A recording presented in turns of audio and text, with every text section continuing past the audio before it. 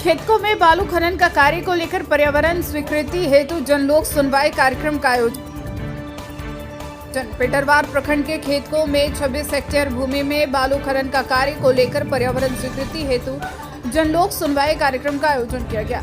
झारखंड राज्य खनिज विकास निगम लिमिटेड के द्वारा खेत को चलकारी बालू घाट परियोजना के माध्यम से 26 हेक्टेयर में बालू खनन का कार्य किया जाएगा, जिसे लेकर सरकार द्वारा लोक सुनवाई कार्यक्रम किया गया, परंतु सुनवाई सिर्फ दिखावा था। सुनवाई में कई ग्रामीणों ने यह आरोप लगाया कि इसकी किसी को नहीं दी गई थी, जिस कारण यहाँ के ग्रामीणों की काफी कम संख्या थी।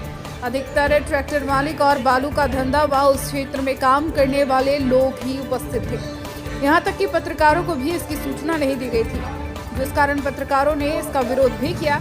यानी सरकार द्वारा जन सुनवाई सिर्फ कोमल पूरा करना था, जो कर दिया गया, और सरकार जो करना है करते रहेगी। कार्यक्रम में अपर समाहर्ता मुमताज अंसारी ने कहा कि बालू की उठाकर की प्रक्रिया ऑनलाइन के माध्यम से होगी।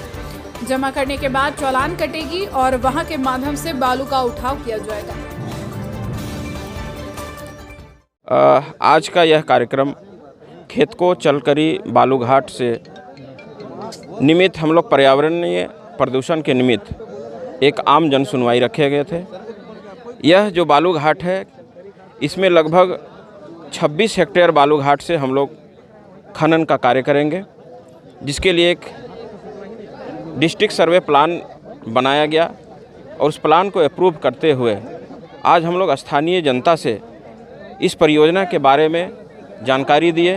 पर्यावरणीय प्रदूषण के क्लियरेंस के लिए, उनके सहभागिता सुनिश्चित करने के लिए हम लोगों ने यह जन सुनवाई रखी थी। झारखंड सरकार जेएसएमडीसी के अंतर्गत यह बालू घाट पूर्णतः नियंत्रण में होगा, जो झारखंड सरकार का एक महत्वपूर्ण उपक्रम है, और इससे हमारे स्थानीय ग्रामीण को भी लाभ पहुंचेंगे। लगभग 500 से अधिक स्थानीय लोगों को इससे रोजगार की प्राप्ति होगी। झारखंड सरकार का यह उद्देश्य भी है कि स्थानीय ग्रामीणों को इस पर कोई भी क्षेत्र में परियोजना खुलती है तो उसमें कम से कम 75% जो क्षेत्र के बेरोजगार युवक युवतियां हैं उसमें उनकी सहभागिता सुनिश्चित करनी होगी। ये जो एमडीओ का जिनका भी चयन किया गया है, ये उनकी जिम्मेवारी होगी कि जिस प्रकार का भी मैन पावर की आवश्यकता होगी उसको शामिल करते हुए इस बालू घाट में हम लोग बहुत जल्द एनवायरमेंटल क्लियरेंस मिलता है तो स्थानीय लोगों को जो निर्धारित दर है उसके माध्यम से बालू का हम लोग बिक्री कर सकते हैं। बिक्री की प्रक्रिया क्या होगी सर? इसमें जो एमडीओ का चयन किया गया है, वो जो क्षेत्र है बालू उठाव का, उस क्षेत्र से स्थानीय ग्रामीणों के द्वारा बालू का उठाव किया जाएगा और उठाव करके एक स्टॉक यार्ड बनाया जाएगा। स्टॉक यार्ड में बालू डंप किया जाएगा और जिनको भी आवश्यकता, जितना भी सेफ्टी की होगी, वो ऑनलाइन पद्धति के माध्यम से आप अप्लाई करेंगे। जो निर्धारित शुल्क है वो शुल्क जमा करेंगे, चालान कटेगी, आप चालान लेके आएंगे अपना वाहन से, उसको अपने निजी कार्य या अन्य परियोजना जिस उद्देश्य से भी ले जाना चाहते हैं आप उसका बालू का खरीद कर सकते हैं। प्रक्रिया क्या हो गई सर? ये पूर्णतः ये ऑनलाइन पूर्णतया ऑनलाइन प्रक्रिया है। आप जितना भी आवश्यकता है आप उसका ऑनलाइन के माध्यम से चालान कटवा सकते हैं। एक ट्रिप में आपको जितनी आवश्यकता होगी, 1 ट्रिप 2 ट्रिप जितना आवश्यकता हो, बिल्कुल बिल्कुल, हाँ बिल्कुल बिल्कुल, CFT माध्यम। एक ही जगह पे रहेगा क्या? तो पुल की कितनी दूरी पर है आपको उठाव इसका? ये सर्वे प्लान जब बनाई जाती है उस समय जितने भी उसमें बिंदुएं होती हैं उसको शामिल किया जाता है। आपका जो सवाल है, अगर कोई पुलिया है तो उससे कम से कम दोनों ओर 500 मीटर का दूरी होनी चाहिए। सर, जो ये ऑनलाइन जब साइट में होगा तो अधिक पूंजीपति जो है वो अधिक क्वांटिटी में कर सकते हैं। इसका कोई निश्चिंत रखा गया है कि इतना क्वांटिटी कर सकते हैं? अगर इसका हो सकता है कि आगे आने वाले समय में कालाबाजारी की भी आशंका है इसमें? नहीं, जिसको जो आवश्यकता होगी, ये डंप यार्ड इसीलिए बनाया जा रहा है ताकि जिसको अभी आप देख रहे होंगे बहुत सारे हो सकता है गैरकानूनी तरीके से भी अपना लोग बालू का चोरी छुपे लोग उपयोग कर रहे हैं। इसमें हम लोग दंडात्मक कार्रवाई भी बहुत सारे लोगों के ऊपर किए हुए हैं, बहुत सारे वाहनों को भी जब्त किया है, बहुत सारे लोगों के ऊपर FIR भी किए हुए हैं।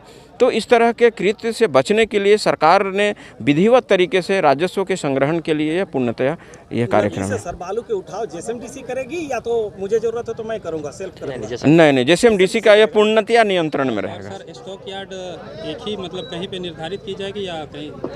वो निर्धारित की जाएगी। वो अपना निजी ज़मीन भी हो सकती है या सरकारी ज़मीन भी हो सकता है। वो स्टॉक जहाँ करेगा वो अपना जो एमडीओ होगा उसको चयन कर। बालू उठाव में समय भी निर्धारित की गई है क्या सर? वो बिल्कुल, वो तो दिन में ही होना है।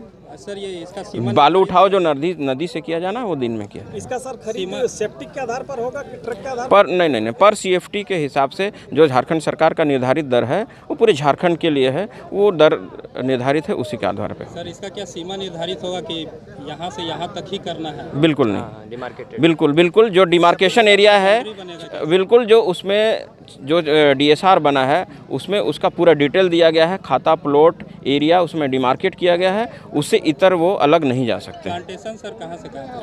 प्लांटेशन नदी के साइड में भी करना है, रोड के किनारे भी करना है, उसको टारगेट दिया गया है जो उसके एग्रीमेंट में लिखा हुआ होगा, उसी के जितना दिन का। खेत को अलग स्टॉक होगा क्या सर? नहीं, एक ही दोनों है, वो लगा हुआ है। जी बिल्कुल, अपना जेएसएमडीसी 2 स्टॉक बना सकता है? बिल्कुल बना सकता है। उसको जो कार्यक्रम की गई क्या कहना है इस पर? देखिए इस आज जो लोक सुनवाई था, इससे साफ पता चल रहा है कि सारे अधिकारी और माफिया जो है ये पूर्व से ही सारा प्रोग्राम सेट करके आए हुए थे। यहाँ पे जितने भी जनता का जो समस्या रखा गया उस पर मुखर होकर के वो हम लोग को संतोषजनक जवाब नहीं मिला।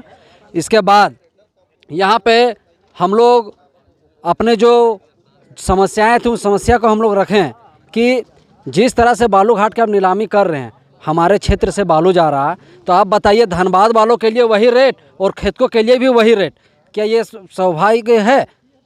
तो इसमें हम लोग उसका विरोध किए हुए हैं और आगे भी हम लोग विरोध करेंगे। ठीक है, सरकार है, अच्छा है, सरकार के राजस्व में मुनाफा होगी, लेकिन आप वैसे नियम बनाइए जिसमें हमारे ग्रामीण को भी फ़ायदा हो। इसमें अभी जिस तरह से इससे पूर्व में जो लीज हुई थी लगभग 78 लाख का लीज हुआ था, उसमें हम लोग सीधा स्थिति जानते हैं कि 78 लाख में 80% हम लोग को गांव में प्रॉफिट हुआ था। लेकिन हम बता रहे हैं कि इस बार जो बालू का उठाव होगा इसमें राजस्व झारखंड सरकार को 20 लाख तक भी नहीं जाएगा। इसमें मिली भगत हो करके सिर्फ पेपरबाजी में खेला होगा और बिल्कुल सिर्फ बालू माफिया को इसमें फ़ायदा एकदम होने जा रही है, ग्रामीण को कोई किसी तरह से फ़ायदा नहीं होने जा रहा। ये राज्य में पैसा कानून जो आ रहा है और जो ग्रामीण स्थानीय है उनको लाभ पहुंचाने के लिए पैसा कानून आ रहा है और इस तरह के बातें आ रही हैं और इस तरह के योजनाएं आ रहे हैं, तो क्या विचार आप रखते हैं? देखिए, सरकार जो योजनाएं बनाती है वो ग्रामीण की सुविधा के लिए बनाती है ताकि ग्रामीण को लाभ मिले उस योजना का, लेकिन यहाँ पे कुछ अधिकारी और कुछ माफिया के द्वारा उस जो योजना का जो नियम कानून होता है उनको ताक पे रख के और अवैध तरीक़ा से कार्य किया जाता है। और हम लोग को यही समझ में आया कि आज का जो लोक सुनवाई हुआ है वो इसमें जनता का सिर्फ इसमें एक फॉर्मेलिटी तौर पर वो बैठे और अपने जो रजिस्टर मेंटेन करके और लेते गए और प्रोसेस को अपना आगे बढ़ाएंगे और जो माफिया के साथ मिली भगत करके बालू का उठाव करेंगे। क्या किस तरह के ग्रामीणों को नुकसान आने वाले दिन में क्या आशंका है? जैसे देखिए, इससे पहले हम लोग बताएं कि